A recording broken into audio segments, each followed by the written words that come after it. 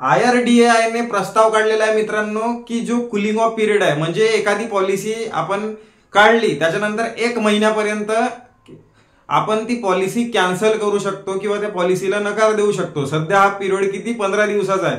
जर एखाद्या एजंटकडून खोटी माहिती देण्यात आली, म्हणजे कसा चापलूस काही पण माहिती देऊन पॉलिसी भेटली पाहिजे म्हणून काही एजंट खोटी माहिती देतात किंवा वेगवेगळे आपल्याला फायदा नाही त्याचा फायदा आहे अशा पद्धतीने काही कडून होते अशा गोष्टी, किंवा एजंट जो आहे पॉलिसी काढणारा त्याला 15 दिवस म्हणजे टाइम नाही भेटत की काय बाप माझ्यासाठी चांगली आहे का नाही, त्याच्यानंतर लक्षात येते 15-20 दिवसानंतर।